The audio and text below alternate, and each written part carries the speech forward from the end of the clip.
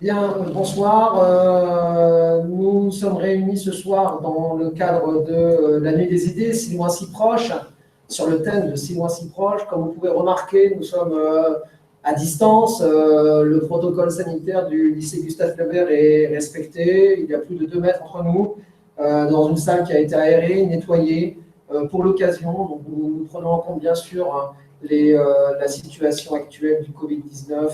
Et c'est pour cette raison que nous allons nous permettre d'enlever les masques pour rendre la discussion plus aisée. Donc, si loin, si proche, comme je vous le disais, dans cette période à nul autre pareil, la nuit des idées nous conduit à réfléchir à la question de la bonne distance entre présentiel et distanciel, bonne distance entre distance sociale et intimité, les contours de l'après-Covid-19 à travers les nouvelles pratiques dans le domaine numérique, pratiques qui à la fois nous rapprochent et nous éloignent, et le thème que nous allons aborder ce soir. Pour cela, nous avons l'honneur de recevoir 2 personnes, c'est un honneur pour nous de les recevoir. Ahmed Nouisser, cofondateur, chef executive officer de eCampus, une start-up composée d'universitaires, d'ingénieurs spécialisés qui offrent des services aux entreprises privées et publiques d'accès à l'information, à travers bien sûr l'intelligence artificielle.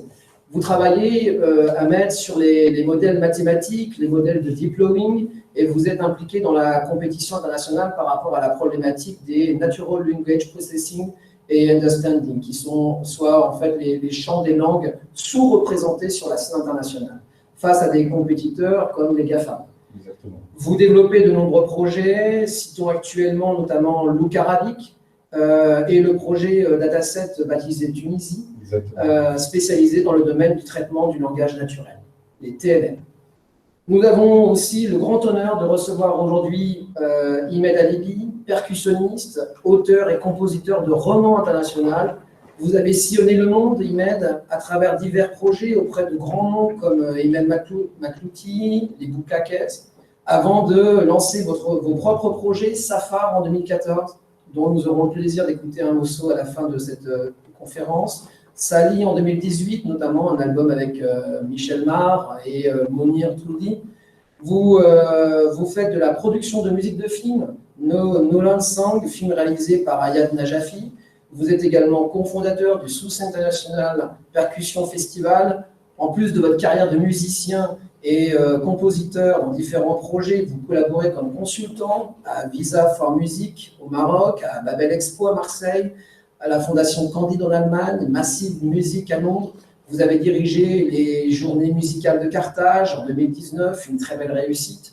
Vous êtes à la tête du comité directeur et artistique du Festival international de Carthage depuis 2020. Vous êtes fait une place parmi les plus grands. Des noms comme Justin Adams, Michel Mar, Khalia Benali, Rachid Tahar, Amar Chaoui et Robert Plant de Led Zeppelin vous ont fait confiance. Artiste nomade, vous êtes passionné de voyage, vous avez voyagé dans plus de 60 pays pour des festivals, directeur artistique et programmeur expérimenté, spécialisé dans les commandes innovantes d'artistes mondiaux. Vous êtes l'un des ambassadeurs aujourd'hui de la musique tunisienne et méditerranéenne dans le monde.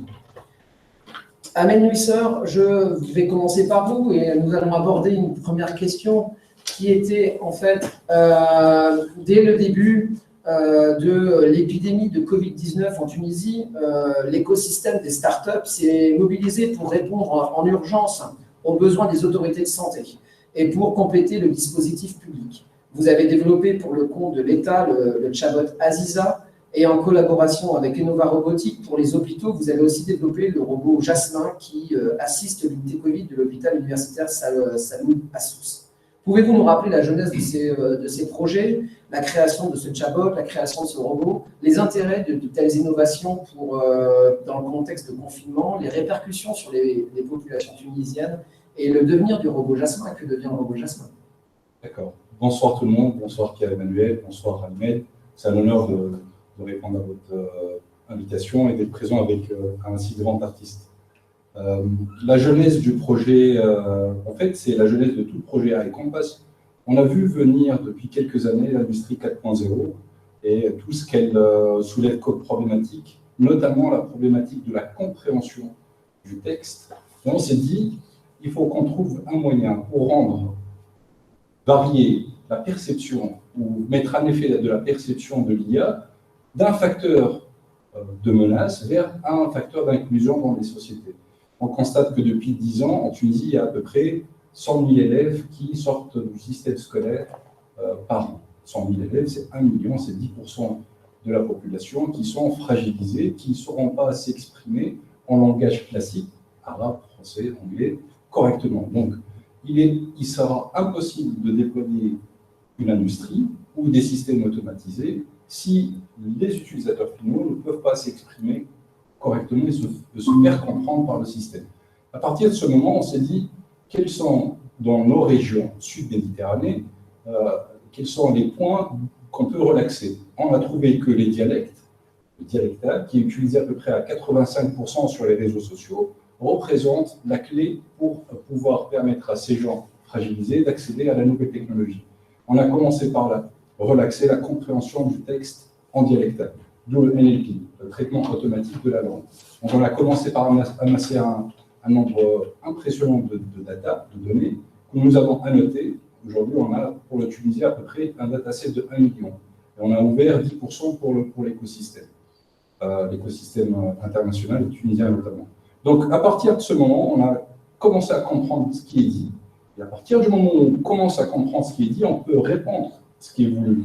Donc, quand on a dit à l'État, à la gouvernance, au début de la crise, nous mettons à votre disposition nos outils, notre savoir-faire et nos data, ils ont tout de suite vu l'intérêt de soulager les numéros de téléphone du SAMU, etc., en offrant un canal de communication avec le grand public, les citoyens tunisiens, un canal sécurisé, dans le sens où il n'y a pas de fausse information ou une mauvaise information ou une information incomplète. On leur offre la meilleure information, up-to-date, mise à jour, et disponible 24/24. Et c'est ce qui a fait le succès d'Aziza, le chatbot. Aziza Rafnen, une princesse tunisienne qui a offert le premier hôpital public de Tunis, qui se trouve à la Casbah, qui existe aujourd'hui encore. Donc, Aziza a pu répondre à peu près 350 000 questions en 2 mois. C'est autant de questions qui n'ont pas été posées sur les réseaux classiques, le téléphone, le service client, etc. Donc, cette possibilité pour le citoyen de s'exprimer dans sa langue natale a permis d'absorber à peu près 40% des questions qui concernaient le Covid, 30% qui concernaient les procédures et 30% qui concernaient la vie en général. Les gens pensaient que c'était un humain, donc ils rigolaient avec elle, ils demandaient de ses nouvelles, ils revenaient quand est-ce qu'on se voit, pourquoi tu travailles jusqu'à maintenant, etc. Donc c'était un outil ludique et ça a rapproché en fait le citoyen qui était en isolement à ce moment-là. Mars-avril, c'était une période critique pour les nerfs. Donc les gens revenaient la voir, revenaient discuter, avoir la meilleure nouvelle, la bonne nouvelle ou la mauvaise nouvelle. C'était la bonne nouvelle à l'époque. Bon, en tout cas, ça a pris une telle ampleur que nous avons fait avancer sur notre département R&D, recherche et développement, la partie voix, on l'a fait avancer, puisqu'on a remarqué que Innova Robotics avait déployé le robot dans les rues de Tunis, mais il y avait quelqu'un qui parlait comme si c'était un talkie-walkie. Et en fait, Anis Arvin, qui est un ami, m'a appelé, il m'a dit « Si tu sais faire ça sur l'écrit, est-ce que tu peux le faire sur la voix ?» Et donc, on a relevé le défi et on a développé, on a rajouté la voix sur le texte. Et à partir du moment où on peut comprendre, on peut retranscrire la voix en texte, on peut déployer toute la solution derrière et renvoyer la réponse qu'on voit. Et donc, on a fait développer en interne tout un outil lié au contexte Covid pour permettre à un robot, Innova Robotics, le robot Jasmin, de faire un échange avec un humain et calculer le score Covid et orienter un patient dès l'entrée de l'hôpital vers le parcours le plus correct. Et donc, ça, c'est Jasmin et la voix en dialectal. Ensuite, le chef de service des urgences a commandé un deuxième robot qui, cette fois, va calculer le score, non pas le Covid uniquement, mais le score des urgences à l'intérieur de l'hôpital. Ça va aider le patient tunisien, le patient lambda, à ne plus attendre 45 minutes pour une prise en charge, mais à attendre 5 minutes avec un score rapide du degré d'urgence du patient. Et ça, on voit directement l'impact de l'intelligence artificielle mise à la disposition de l'humain pour permettre d'avoir l'information la plus safe, la plus saine, la plus rapide, et aussi raccourcir les délais d'attente sur des parcours un peu compliqués, surtout quand il s'agit de sécurité sanitaire. D'accord. À la même époque, Imed, vous venez à peine d'être nommé directeur du Festival de Carthage, et le Covid s'abat. Le Covid s'abat sur le monde entier et met en veille toutes les activités, et particulièrement les activités culturelles. En avril 2020, vous communiquez encore en tant que directeur du festival sur un possible festival uniquement local avec que des artistes tunisiens. Et en juin 2020, l'annonce tombe, le festival est reporté à l'année suivante. Alors, la question de que ressent un directeur face à cette nouvelle, surtout qu'on avait une programmation qui était assez exceptionnelle pour ce festival 2020, et surtout, quel problème cela génère? Quel problème cela génère de telles annulations en termes de remboursement, en termes d'assurance, en termes de difficultés financières que peut rencontrer l'organisation du festival? Tout à fait. D'abord, merci pour l'introduction. C'est pas la question la plus simple. Non, parce que on vit encore comme ce problème-là, encore dans la deuxième année du Covid. Donc, effectivement, c'était une surprise pour nous. En 2020, ça a surpris tout le monde, notamment dans le secteur de musique dite musique du monde, musique où il y a la programmation internationale. Donc, l'effet de l'annonce, puis le temps de s'adapter, de proposer des plans B, c'était un peu court, c'était très compliqué d'annuler une partie de la programmation internationale qui fait partie de la programmation d'un festival. Il y a des festivals où on peut pas, comme Jazz à Vienne par exemple. Si on enlève le côté international, il y a plus de festivals. C'est basé sur la musique jazz qui vient essentiellement des États-Unis par exemple. Ici, nous, on avait ce choix-là. Par contre, la visibilité et les problèmes aussi de coordination, de communication, des fois, je pense que ça c'est un problème international parce que même le monde de la santé découvrait à peine le virus, on ne savait pas exactement, il n'y avait pas beaucoup de visibilité. Ça a compliqué beaucoup les choses. Le citoyen ne comprend pas effectivement qu'un festival doit préparer une programmation bien à l'avance. Ça prend 1 an et demi. Donc, certainement, on a eu des surprises de la part de certaines personnes, des fois dans la sphère politique, publique, qui nous demandent alors c'est quand le festival? On dit non, mais ça demande une logistique de 6 mois. Il y a des avions, il y a un trafic aérien qui a été perturbé. Et ça, c'est une grande difficulté pour le secteur de la musique et de l'art en général. Donc, ça contribue à éliminer cette partie-là internationale. Ensuite, on a proposé le national. Après plusieurs réunions avec le comité scientifique, ils nous ont conseillé vraiment d'annuler parce qu'ils nous ont dit que peut-être vers le mois de juillet, il y aura donc une remontée du virus en toute ville. Et donc, on a pris cette décision. Je pense que c'était une sage décision parce que par la suite, ça nous a permis aussi de peut-être bien préparer la session de 2021 sur laquelle on travaille. D'accord. Et dans ce confinement, en tant qu'artiste, vous avez pu voir que certains se sont tentés de se réinventer au travers de nouveaux modes de création, de diffusion. On a vu apparaître sur les réseaux sociaux notamment des lives d'artistes avec parfois plus ou moins de réussite dans ces lives. Vous, en tant qu'artiste, quel regard portez-vous sur ceux qui ont développé ce type de création sur Internet et aujourd'hui, face à la nouvelle vague que l'on connaît en ce début de 2021, comment les artistes continuent-ils à exister? D'abord, je pense qu'il y avait 2 parties du digital pendant le début du Covid. La première partie, c'était vraiment une réaction.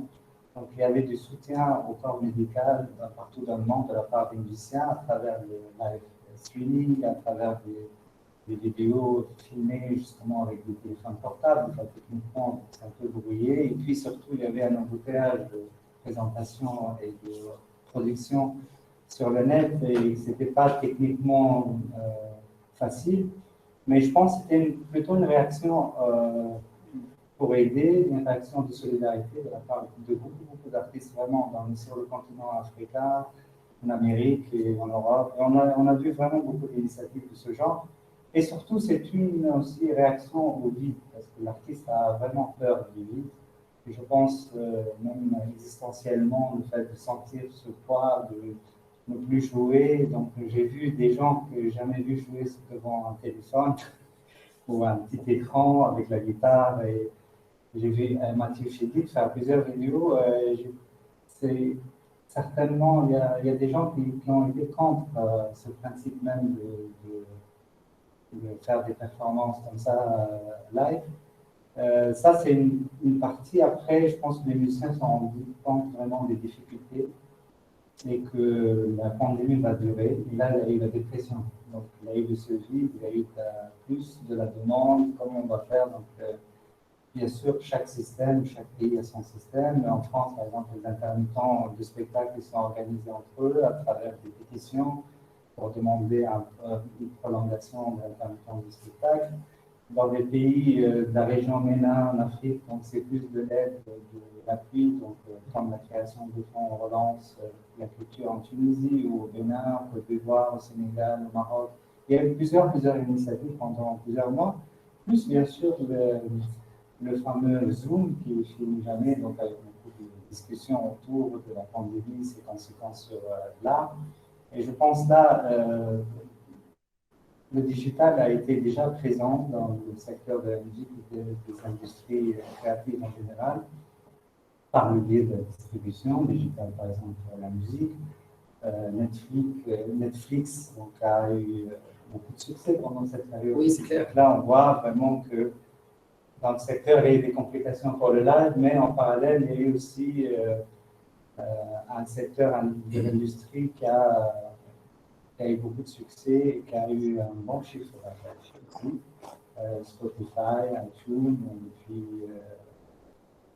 et puis Facebook, à un moment donné aussi, ils ont demandé à que les live streaming soient payés. Donc, et là, ça dépend de la législation. On a parlé des pays, et selon les pays, selon la législation locale.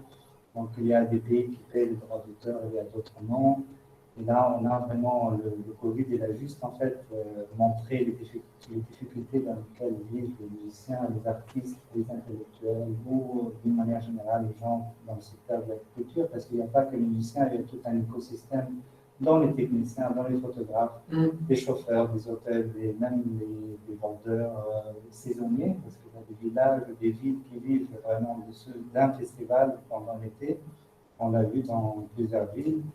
Et donc, il y a eu des contestations et les gens ont compris aussi qu'il y avait vraiment un écosystème. Ce n'était pas un événementiel ou de l'événementiel, un événement d'été, mais qu'il y a toute une industrie. On s'est aperçu des nombres, des chiffres aussi, des personnes impliquées dans le secteur de la musique, de l'art, de la culture d'une manière générale. Donc là, il y avait d'autres initiatives pour faire de la création via le digital, c'est-à-dire des compositions, d'arrangements et du mix, du mastering, tout ça à travers des plateformes numériques. Je pense qu'il y avait un début de tout ça pendant quelques années. Maintenant, on a mis l'accent sur le digital parce qu'il n'y avait pas le choix. Pour le live aussi, il y avait des festivals qui ont eu l'initiative de le faire, ce qui est très difficile, comme le festival WOMEX à Budapest. C'est un marché, WOMEX et World Music Expo. C'est un rassemblement de tous les acteurs de la musique du monde à Budapest. Et cette année, ils ont fait tous les showcases en live, mais sans public. D'accord. Donc, tu adhères, tu payes 75 € pour les gens, les participants en public, et les professionnels, ils ont un pass. C'est très bien fait, le site est très bien fait, c'est une bonne expérience, une première. Mais voilà, comme je disais tout à l'heure, ça ne peut pas remplacer le live, mais en tout cas, ça a permis à des artistes de vivre pour cette année de leur art et pour leur permettre aussi d'avoir des professionnels de travail. D'accord. En avril 2020, à Med, il y a une école d'ingénieurs, l'INSAT, qui rattachée à l'Université de Carthage et qui a développé en fait un outil d'intelligence artificielle en libre accès. qui permet de diagnostiquer instantanément le coronavirus à partir de simples radiographies de poumons. Quel regard portez-vous sur ce monde universitaire en tant que dirigeant d'une start-up et quel regard portez-vous aussi sur la création tunisienne, voire même la création du continent africain? Pour l'intelligence artificielle. Pour l'intelligence artificielle. C'est une excellente question. En fait, qui dit intelligence artificielle dit données, data. Il faut qu'il y ait des données. Les données existent, et existent en masse. En fait, il suffit juste de les récupérer et de les annoter, leur donner une qualité. Pour pouvoir faire des modèles corrects d'intelligence artificielle, il faut des datas de qualité. Or, aujourd'hui, en Tunisie, quasiment tous les organes et organismes de l'État ferment la porte quant à l'accès à ces données. Donc, il faut aller les chercher. Ce qu'ont réussi à faire les gens de l'INSAT, c'est de récupérer des données de Chine, d'Italie ou d'ailleurs, pour pouvoir faire des calculs prédictifs les plus corrects possibles. Ça aurait été mieux s'ils avaient réussi à récupérer les datas en Tunisie. C'est très bien ce qu'ils ont fait. Ce qui manque pour le monde de la recherche et le monde académique en général, c'est qu'on offre à ces centres de recherche, aux universités, des sujets sur lesquels ils peuvent exprimer leur talent. C'est ce qu'on fait chez iCompass. On ouvre un certain nombre de projets en PFE, stage de fin d'études, ou même en stage tout court, pour que les jeunes puissent venir exprimer leur talent. C'est pour ça qu'on ouvre à peu près 10% de notre trésor, c'est un trésor, les data à noter, on a ouvert 10% sur le dataset Tunisie, qu'on a appelé Tunisie, pour que les jeunes puissent exprimer leur talent, puissent essayer leur propre modèle, on a même ouvert une compétition africaine, enfin universelle maintenant, qui s'appelle Zendi, et on offre un prix de $2000. Venez exprimer votre talent, faites-vous plaisir. Et on remarque que sur le dialecte tunisien, donc de l'intelligence artificielle, il y a des compétiteurs d'Inde, du Pakistan, de Chine, de Singapour, de la Côte d'Ivoire, beaucoup du Maroc, de Tunisie, d'Égypte. On a constaté des compétiteurs du Nigeria. Ça veut dire quoi? Ça veut dire qu'il y a tout un monde qui commence à éclore, de talents africains, moyen-orientaux aussi, qui sont susceptibles de faire avancer le continent en termes d'intelligence artificielle. Tout le monde demande une chose, donnez-nous des projets et des données pour qu'on puisse s'exprimer. C'est ce qu'on essaie de faire. Nous, on croit qu'on n'est plus dans un monde concurrentiel petit. Il ne faut pas réfléchir au niveau local, il faut réfléchir au niveau régional, voire continental. On fait partie du monde méditerranéen. Donc, on collabore avec l'écosystème français, l'écosystème italien, et avec la partie subsaharienne pour qu'on puisse diminuer ce gap technologique, faire ramener les jeunes, les intéresser par des vrais projets. Nous pensons chez iCompass que plus on ouvre nos data, nos modèles, plus on ramène les jeunes des universités publiques et privées, mieux sera leur avenir à eux, mais aussi à nous en tant qu'acteurs privés. On pense que c'est bien d'exporter des jeunes talents à l'étranger, mais c'est encore mieux si on les exporte avec un vrai savoir-faire. Là où ils iront exprimer leur talent confortablement. Mais s'ils voient qu'il y a d'autres modèles de réussite autres que le départ à l'étranger, c'est-à-dire qu'ils peuvent travailler à un projet comme ce qu'a fait le professeur Anissad, il a intéressé les jeunes, il a démontré que ça peut fonctionner, on peut faire des modèles prédictifs avec de la mathématique et ils peuvent avoir un résultat. Ça démontre que c'est possible de faire des choses en local, c'est-à-dire en Tunisie, et que ça peut marcher économiquement. Bon, c'est le début de l'ère de l'intelligence artificielle en Tunisie. Je pense que des modèles comme celui d'Instadia, qui, bon, malheureusement, il s'est exporté à Londres, ou de Majesta, qui s'est exporté en France, ou d'autres grands de la scène internationale, je pense qu'on peut retenir ces talents, ces boîtes, et même ces chercheurs en Tunisie, pour qu'ils puissent ramener cette intelligence artificielle au plus près des jeunes. C'est possible, on peut le faire, mais il faut que l'État aussi regarde un peu, qu'il mette en place une stratégie nationale de l'intelligence artificielle et que les géants du continent africain continuent à faire confiance à ces acteurs privés et étatiques, à l'instar des académies.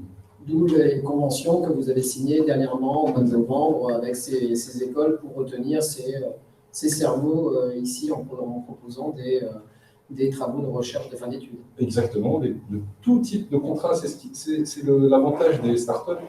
Même on a trouvé des pépites, hein, des jeunes prometteurs à qui on a offert un contrat à mi-temps alors qu'ils viennent d'avoir leur bac. Donc on a des docteurs, on a des profs universitaires, mais on a des étudiants à tous les échelons de leur vie académique et on n'hésite pas à offrir un salaire pour des étudiants qui sont en mi-parcours, voire en début de parcours de l'intelligence artificielle avec une promesse. Nous, on leur promet, on leur apprend un métier. Le métier des data, des données, des modèles, de la mathématique, de l'utilisation dans un champ que nous considérons un champ d'avenir, qui est le Natural Language Processing, Natural Language Understanding, c'est-à-dire le traitement automatique de la langue et la compréhension et toutes les déclinaisons qu'on peut offrir. Une chose, l'industrie 4.0 est partie d'Allemagne et elle arrive à grands pas.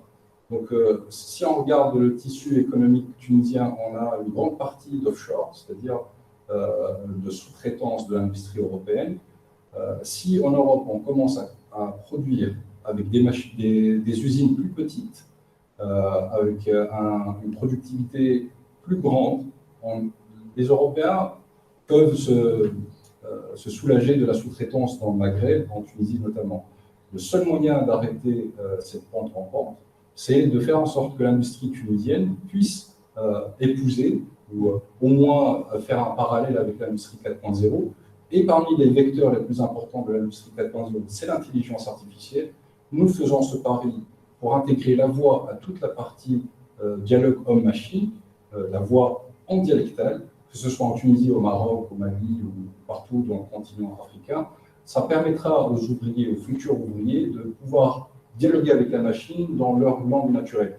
Ça, c'est un champ parmi des milliers de champs sur lesquels les jeunes et les centres de recherche et même les universités peuvent s'exprimer. Il suffit juste de relâcher un peu les freins intellectuels, laisser parler les rêves et ça fera autant de sujets comme à l'INSEAD, avec le sujet de la radiologie, de sujets où l'écosystème académique et estudiantin peut s'exprimer en intelligence artificielle. Imed, vous faites vous-même du coaching, parce qu'on pourrait qualifier ça comme du coaching de futurs cerveaux. Vous faites vous-même du coaching d'artistes et de musiciens pour des accompagnements professionnels. Dans ce contexte de Covid-19, on parle de plus en plus de digital artistique. Comment s'exprime ce coaching? Quel regard portez-vous sur la problématique aussi des droits d'auteur, sur la fracture numérique en Afrique, sur les téléchargements sauvages, qui sont quand même une grande spécialité aussi en Tunisie. Ouais. Donc, ce coaching d'artiste, comment vous l'exprimez dans les conditions actuelles? Donc, c'est plusieurs sujets. Hein, oui, plusieurs sujets. Complexes. Le coaching consiste à un accompagnement en fait, l'artiste. D'abord, on appelle ça le coaching scénique, c'est-à-dire travailler dans des conditions réelles de spectacle, donner des conseils et du travail scénique pour les artistes. Mais il y a un coaching qui est plutôt général, il s'accompagne aussi au début, l'accompagnement, l'identification des projets artistiques et aider les artistes à identifier vraiment le style du projet, puis à la fin de la session, c'est un travail sur les professionnels à contacter, par exemple au niveau studio, d'enregistrement, au niveau booking, au niveau management, au niveau tournée. Donc c'est un coaching plutôt général. Je pense que ce genre d'activité n'a pas été atteint par le Covid parce qu'on le fait, on continue à le faire dans le protocole sanitaire, que ce soit en France, en Tunisie.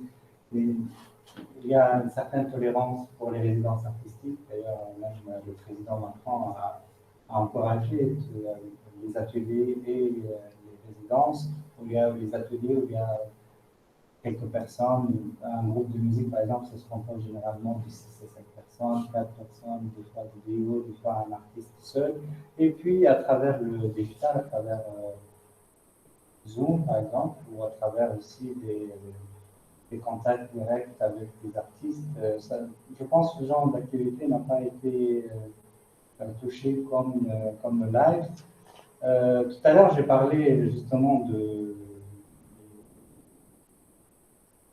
Netflix ou de Spotify, des géants de l'industrie créative musicale. En tout cas, je pense que là, il y a vraiment beaucoup d'inégalités parmi les pays. C'est dû aussi aux retombées financières pour les artistes, même en Europe. Donc là, on assiste à un décalage entre les droits d'auteur que les artistes perçoivent et le chiffre d'affaires dont je parlais tout à l'heure des géants. Donc c'est aussi une hégémonie. Il y a un problème aussi entre d'inégalités régionales, géographiques entre les continents. Tout à l'heure, je faisais une blague sur le Zoom en discussion entre professionnels de la musique en Afrique, où on assiste des fois, même en Tunisie, des fois il y a des coupures. Et donc, à partir du moment où on a des problèmes déjà d'inégalité ou l'accès à Internet, on ne peut pas parler vraiment du digital ou de la démocratisation du digital, de la transition digitale. C'est un process, ça demande du temps, ça demande beaucoup d'efforts. Je pense qu'on peut envisager donc des solutions par rapport à ça, mais on ne peut pas éliminer complètement le live. Je disais toujours que le digital, ça complète, mais ça ne remplace pas. Et la frustration dans laquelle vivent les artistes maintenant montre bien qu'on a besoin de ce contact direct. Là, on est content de ne pas le faire peut-être chacun de sa chambre, de son bureau. C'est la même chose pour le public, c'est la même chose pour les artistes. Donc, cette rencontre-là, elle est vitale pour tout le monde. Et je pense que, voilà, après, c'est pour l'économie aussi, pour le tourisme, pour le développement durable. La place de la culture, on la sent, on la ressent, c'est très important. On sent ce vide-là, et je pense qu'on s'active tous pour qu'il y ait une relance bientôt et très rapidement du secteur de la culture. Vous utilisez quand même le digital, puisque le 6 novembre dernier, sur le site du Festival international de Carthage, nous avons la chance de pouvoir avoir accès à des séries de vidéos qui s'appellent Carthage Stories, qui sont en fait des hommages à ceux qui ont contribué au rayonnement du Festival international de Carthage depuis sa création en 1964. Ce sont de très très belles vidéos, vraiment on voit des concerts de Dalida, des choses comme ça, donc des choses vraiment très très très belles. Quel est le concept de ce Carthage Stories et comment il s'inscrit dans ces nouvelles pratiques du domaine du numérique et de la création donc artistique? Naturellement, quand on vient à la tête d'un festival, on se pose beaucoup de questions, et parmi ces questions, les fondements des pères fondateurs du festival, sur quelle base a commencé le festival dans les années 60. C'est un festival où il y a un branding assez fort, c'est Carthage, donc ça porte toute une civilisation, non seulement le théâtre antique de Carthage, mais aussi tout l'héritage, le patrimoine qui est autour. Donc, naturellement, je me suis posé la question, est-ce qu'on peut avoir accès aux archives, on peut avoir accès à des vidéos où les directeurs du festival parlent. Donc, j'ai commencé par rencontrer des directeurs de festival dans les cafés, chez eux, malgré la pandémie, avec la distanciation, bien sûr, ce n'était pas toujours facile, mais on a réussi à contacter. J'ai trouvé des gens très passionnants, comme M. Rajat Farhat, Raouf Ben Ammar, Abdelaouf Elbas, qui sont des gens qui ont été vraiment le founding fathers du festival, les fondateurs, depuis les années 60, où cette pandémie, justement, malgré les difficultés, nous a donné cette occasion de pouvoir travailler sur les archives. Ça m'attend bien, parce que sur les plateformes numériques, on n'a pas trouvé beaucoup de traces, seulement les dernières années.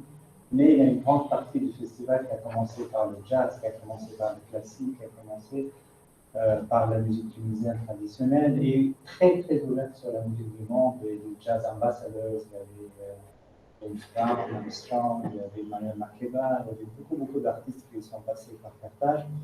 Et d'abord, on s'est dit, pourquoi pas faire un bridge, une sorte de pont entre cette génération-là, qui existe encore, mais cette génération qui a accès qu'à travers Facebook, à travers le digital justement, mais comment on va le faire si on va faire des vidéos très longues, ça va être compliqué pour eux parce qu'ils passent vite sur Internet. Donc on a fait des capsules pour l'instant. Des choses très très courtes. Très courtes, mais il y a un film documentaire qui sort samedi. Donc on va le mettre donc, sur un site dédié à ça qui s'appelle Mediafic. Donc sur ce site, on va avoir un timeline website où ça va défiler de 1964 jusqu'à maintenant, et sur chaque session on va trouver donc des articles de presse, des vidéos, des photos et le film aussi avec l'ensemble des directeurs des années 60-70. Pourquoi cette partie-là de l'histoire du festival? Parce que justement il n'y avait pas de numérisation, il n'y avait pas d'internet, il n'y avait pas accès à ces grandes zones de les femmes de la culture. Et en parallèle à ça, avec Google Art and Culture, donc on a fait une convention pour créer un site dédié aussi aux archives de partage. Pourquoi la numérisation? Donc, pour l'accès vraiment.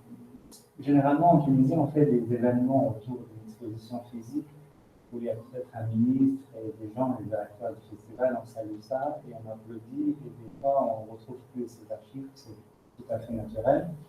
Mais on n'a jamais pensé à numériser, d'une part parce on veut valoriser le festival et le rendre international, ou en tout cas le remettre sur le mapping des festivals internationaux. Donc il faut qu'il y ait un accès aux artistes et aussi aux directeurs d'autres festivals à l'international, aux archives du festival. Et je vous assure, même par rapport à la négociation avec les artistes, c'est très important de voir qu'un festival a eu ces grandes stars, ces invités-là. Puis, je dis encore que le côté patrimoine, le côté héritage, c'est très important. Là, on veut allier vraiment l'histoire, l'archéologie de Carthage avec la culture, la musique et le tourisme et la diplomatie culturelle. Une question collective cette fois-ci. Microsoft, en janvier dernier, en janvier 2021, a déposé un brevet préalable sur un projet d'intelligence artificielle qui permettrait de dialoguer avec ses morts. Comme dans un épisode de série Black Mirror qui était passé en 2013, la saison 5 de 2013. Je pense que les personnes qui nous regardent sont au courant. En 2019, une créatrice japonaise, Etsuko Ishihara, avait inventé un robot aussi pour discuter avec ses morts. Le projet, nommé Digital Shaman, proposait de remplacer un être cher qui avait disparu pendant une période courte de 49 jours, où le robot imitait la personnalité, la parole, les gestes du défunt, avait même le visage imprimé du défunt. Donc cette intelligence artificielle était un projet expérimental et elle porte un regard sur ces innovations, à la fois un regard philosophique, mais aussi un regard éthique. Et donc c'est pour ça que tout le monde est concerné. Quel regard vous-même vous portez sur ce genre de choses, sur ces champs de préoccupation aujourd'hui, dans cette crise du Covid, de vouloir discuter avec ces morts? Bon, c'est angoissant comme question, mais bon, après, pourquoi pas, hein, si ça peut rassurer les gens, discuter pour le confort de certaines personnes. Moi, je pense que bon, c'est une question philosophique. Les mortels, est-ce qu'on va éterniser les morts? Est-ce qu'on veut discuter ou aborder ou défier la nature? Moi, je pense qu'il y a justement une limite de la science, il y a une limite de la recherche. Sur ce sujet-là, je ne pense pas être d'accord. Pourquoi pas, mais je ne pense pas que c'est une question personnelle, c'est une question d'éthique, une question d'esthétique aussi. Oui, d'esthétique. Voilà, je m'arrête. C'est une excellente question. Notre meilleur ennemi, nous, les humains, c'est le temps. Donc on a un temps qui nous est donné par la nature, par l'entité divine, par ce qu'on veut. Donc, naissance égale mort. Donc, on a un temps qui nous est propre. Et la conscience humaine, c'est toujours une question philosophique, elle évolue dans le temps.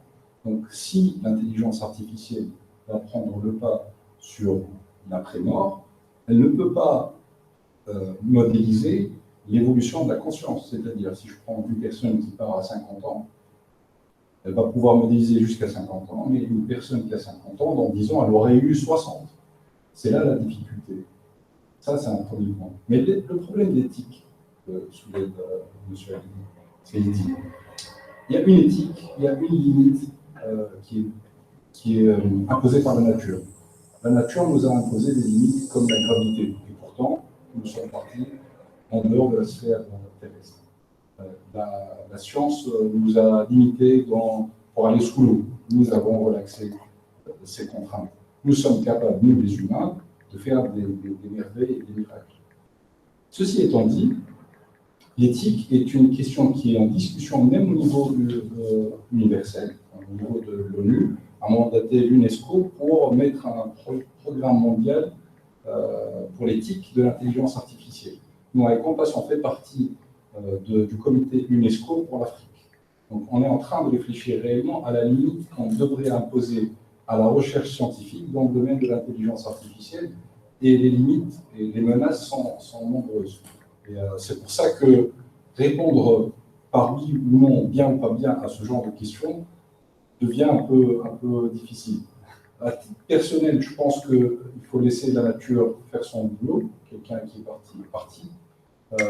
D'un point de vue scientifique, je serais tenté de dire oui, il faut essayer de pousser les limites de l'humain pour qu'il puisse voir si on peut rallonger la durée du deuil, ou même de temps en temps on a envie de parler avec quelqu'un qui est parti, avoir un outil sympathique qui peut me répondre, c'est sympa, mais c'est toujours flou, c'est une zone de flou. On a vu aussi, au travers d'autres événements plus sombres, des personnes qui continuent à dialoguer avec des gens qui avaient disparu par le biais de Facebook, même par le biais de répondeurs. C'était...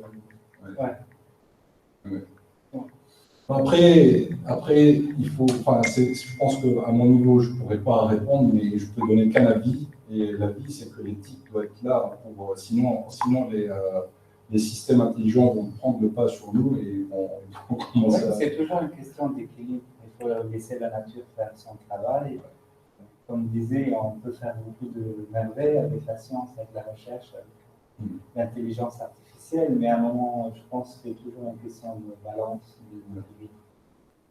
Mais la technologie et l'innovation en général, elle est là pour améliorer la vie de l'homme, pour rendre la vie plus confortable, la tâche moins pénible, pour que l'homme aille faire quelque chose qui n'est pas répétitif. On l'a vu avec l'industrie, la deuxième révolution, on l'a vu avec le téléphone, on l'a vu avec Internet. Maintenant, pour donner rendez-vous, on n'est pas obligé d'appeler à 19h sur une ligne fixe et on se dit, allez, à midi, et puis on part à l'aventure. La technologie est là pour nous faciliter la vie.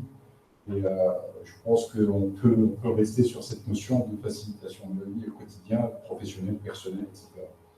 Après, il y a des zones où l'homme devrait réfléchir sérieusement avant d'avancer sur ces champs-là. Qui sont des champs peut-être qui sont des champs lucratifs. Et peut-être que les Microsoft regardent ça avec un air assez aiguisé. C'est les GAFAM. C'est les GAFAM. En tout cas, pour terminer, avant de prendre des questions, nous espérons tous en fait que le Covid va s'arrêter, que va prendre fin, que l'espérance est grande en ce qui concerne les vaccins. Quel regard portez-vous sur l'après-Covid ? Vous, dans vos champs d'activité, et également en tant qu'être humain, comment imaginez-vous les rapports entre les artistes et leur public dans l'avenir ? Quel regard portez-vous sur ces géants du web, ces GAFAM qui dominent de plus en plus la planète ? Pensez-vous que l'intelligence artificielle, le domaine du numérique vont jouer un rôle fort pour les artistes comme pour les hommes en général dans l'avenir ? On va commencer par Imen. Comme je disais tout à l'heure, pour le numérique, on a déjà commencé, en tout cas dans la musique, on a déjà commencé depuis quelques années à travailler avec les outils numériques et ça facilite beaucoup le processus de création musicale, artistique. D'ailleurs, ça a rassemblé beaucoup de musiciens dans plusieurs plateformes de plusieurs pays, donc on a moins de difficultés à envoyer des gros fichiers, à faire du mix, à envoyer, à écouter sans se déplacer, donc on fait beaucoup d'économies comme ça aussi, ça pollue moins, ça fait moins voyager, ça fait beaucoup de privilèges de ce genre, mais je pense aussi que la période après Covid, on a eu beaucoup de réflexions philosophiques, il y a eu beaucoup de textes écrits, beaucoup d'articles, mais après, vite fait, on n'a pas vu grand-chose. Non, parce qu'on est encore dans... Mais le monde après le Covid, le monde après, voilà, ça va être ça, ça va être ça. Mais je pense qu'il y a une réelle réflexion par rapport à l'environnement. Je pense que c'est très important parce que ce sont vraiment des conséquences de ce qu'on disait il y a 20 ans, que le changement climatique, on en a parlé pendant plusieurs années, mais il faut de l'action de la part des sociétés civiles, mais aussi il faut que ce soit accompagné par de vraies décisions politiques à l'échelle nationale et internationale. Je pense que ça, c'est des questions cruciales pour le moment, parce qu'on ne peut pas espérer avoir un monde meilleur, on ne peut pas espérer avoir moins de pandémies si on ne focalise pas sur la question de l'environnement, la question du changement climatique. Et puis, ce travail, ça peut commencer justement à travers des outils dans l'éducation, la culture, à travers des vrais débats nationaux et aussi des accords qui, des fois, malheureusement, ont été démontrés. Maintenant, c'est l'occasion peut-être de reprendre des discussions à l'échelle internationale. Pour nous, je pense maintenant, avec les outils numériques, on va continuer à travailler avec le digital. C'est très important, ça facilite beaucoup de choses. Mais il faut que ce soit accompagné aussi avec des textes juridiques pour la protection des droits des artistes dans le monde. Il faut aussi, comme faire take lessons, prendre des leçons de cette pandémie pour travailler des infrastructures. En fait, ça juste dénuder des réalités qui existent déjà. Le statut d'artiste, la législation, les problèmes de la mobilité, ça c'est un grand problème dans tous les pays. L'espace africain, l'espace MENA, est-ce qu'on va peut-être maintenant se réveiller et travailler entre pays sud-sud aussi pour travailler d'autres plateformes pour faciliter cet accès entre professionnels, entre artistes? Je pense qu'il était temps justement de se pencher sur les questions comme la mobilité et comme la création de vraies sociétés aussi de droits d'auteur locales qui peuvent bien sûr collaborer avec la SACEM et d'autres sociétés en Angleterre, en Allemagne, mais en interculturalité, en échange mutuel plutôt que subir les géants américains sur le continent africain, sur le continent européen. Et d'un point de vue difficile d'enchaîner, hein, c'est du haut niveau. L'évolution numérique digitale, elle est inévitable. Avant même l'arrivée de la Covid, c'était inévitable. Ce qui a fait changer la courbe, c'est l'arrivée du virus. Ça a changé tout, ça a dénudé la réalité de la société, mais ça a aussi accéléré toute la digitalisation. On l'a vu avec les procédures administratives, on l'a vu avec les demandes d'autorisation de sortie, on l'a vu avec la distribution de l'aide via téléphone, puis les boîtiers de retrait automatique. Donc, en très peu de temps, on a vu un écosystème bouger rapidement, pivoter et avancer sur plusieurs années. Nous, on pensait arriver 5 minutes avant la révolution, la 4e en Tunisie. On se retrouve pile poil au bon moment. On a constaté quelque chose de marrant, c'est que tout juste après la première vague, qui n'était pas une première vague en réalité en Tunisie, il y avait un engouement pour nos produits, d'innovation et de cassure. Mois de juin, on constate que l'ensemble des géants, bancaires, téléco, etc., ils se sont relâchés. On sent que la crise est finie. On s'est étonné pourquoi ce ralentissement brusque, et tout de suite, quand la pandémie a repris, tout le monde a repris l'effort de numérisation, de digitalisation, d'insertion de ces nouvelles technologies dans leur process. Et on s'est dit, en fait, il n'y aura pas de retour arrière. Tout ce qu'on va faire après la crise, c'est on va accélérer, c'est vital, on va accélérer le rythme de digitalisation, d'insertion de cette manière de vivre, nouvelle manière de vivre, à distance. On va insérer des process robotisés au milieu.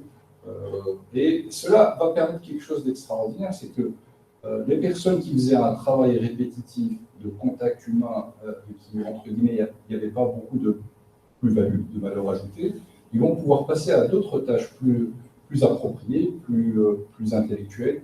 On a vu avec l'arrivée de plusieurs révolutions, parce que la crise, c'est une révolution en soi. On a vu la révolution, la première, la deuxième et même la troisième. Elle a fait émerger de nouveaux métiers. Et on pense qu'il y a de nouveaux métiers qui vont apparaître dans les 5 prochaines, même l'année prochaine. Mais maintenant, on est en train de créer des nouveaux métiers qui n'existaient pas avant. En Tunisie, je prends le cas le plus basique, la livraison, la vente à distance. La vente à distance, c'était quasiment pas, c'était facile de sortir à n'importe quelle heure et de faire ses courses. Maintenant, avec la crise, on constate qu'il y a un champ rapide à envahir, qui est le champ de la vente à distance. Ça, c'est un exemple, mais c'est un exemple qu'on peut déployer sur l'ensemble des champs de l'économie et de la société. L'éducation à distance, on pouvait rapidement déployer. Il reste la fracture numérique et d'infrastructure. Il faut que tout le monde puisse avoir une connexion Internet et au moins un téléphone connecté pour qu'il puisse accéder à l'éducation à distance. Donc, pour avoir une éducation à distance, il faut plus d'ingénieurs, il faut plus d'infrastructures. C'est autant de métiers qui vont se créer, les techniciens, etc., qui vont se créer dans l'avenir proche et qui vont continuer à éclore sur la société tunisienne, africaine ou sur la zone mer en général. Est-ce que nous avons des questions?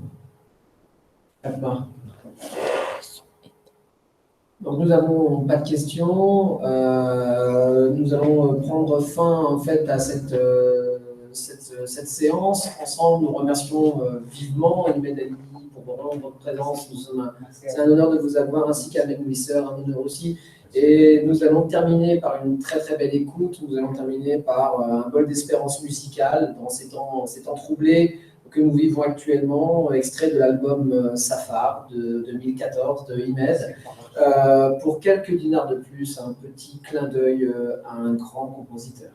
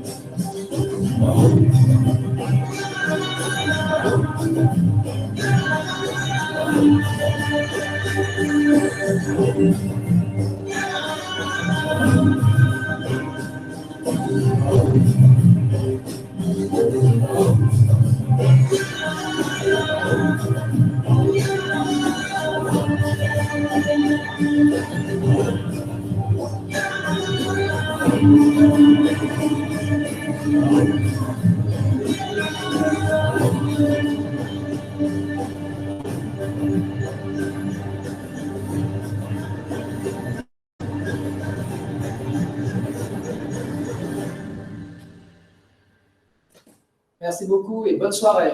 Bonne nuit les îles à tout le monde.